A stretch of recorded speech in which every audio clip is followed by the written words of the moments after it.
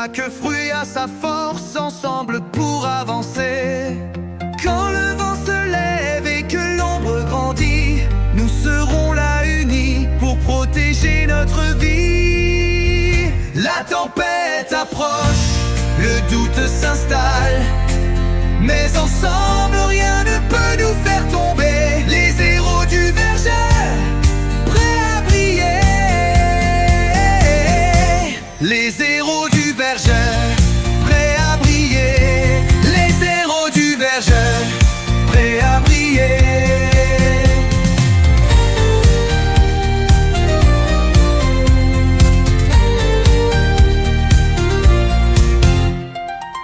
Dans le verger enchanté, l'aube s'étirait doucement, teintant les feuilles d'un éclat doré. Les arbres murmuraient entre eux, bercés par la brise du matin, et tout semblait paisible, trop paisible. Sous le grand pommier, Kiwi le sage leva soudain les yeux de son vieux carnet. Une vibration légère, presque imperceptible, faisait frémir la terre sous ses pieds. Il posa une main sur le tronc sacré et ferma les yeux. Ce rythme, c'est ancien et profond. Facile à Figue arriva en sautillant, les yeux pétillants. Un nouveau mystère, Kiwi? Il hocha lentement la tête. Ce n'est pas un mystère, c'est un appel. Un battement. Quelque chose, quelque part, se réveille. Les autres héros se rassemblèrent, le cœur rempli d'excitation. Un voyage se préparait. Et cette fois, il les mènerait au-delà de la mer, vers une île oubliée, là où la lave ne dort jamais tout à fait. Au cœur du verger enchanté, un étrange frémissement parcourt la terre. Kiwi le sage, carnet en main, scrute les vibrations sous ses pieds. Ce n'est plus un simple tremblement, le volcan endormi, jadis paisible, se réveille peu à peu. Sans perdre une seconde, Benny la banane met ses longs bras flexibles à contribution, chaque lien noué, chaque planche ajustée prend vie. À ses côtés, Facile à Figue veille au grain, guidant leurs gestes avec grâce.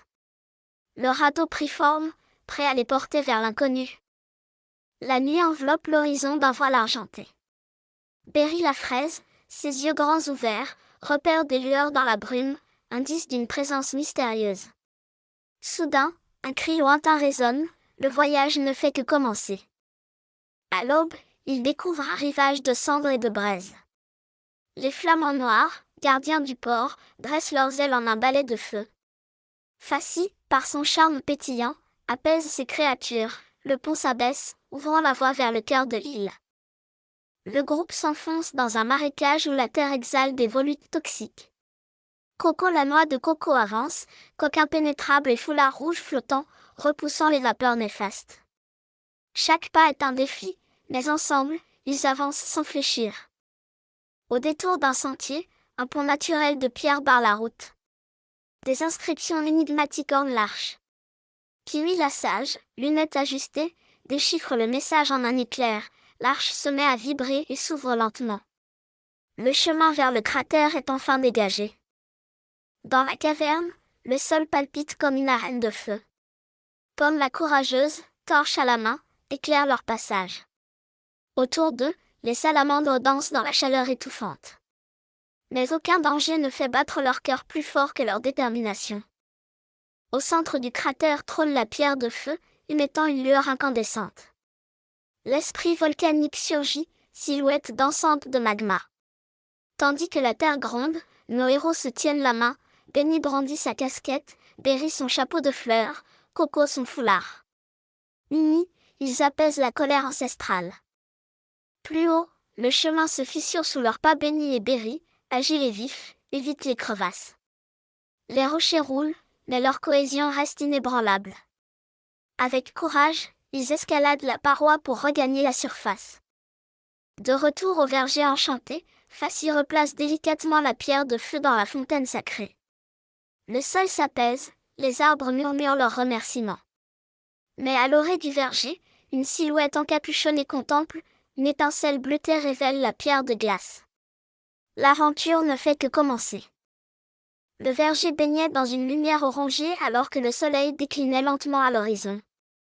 Autour de la fontaine centrale, les héros contemplaient la pierre de feu, maintenant scellée dans le courant apaisé de l'eau.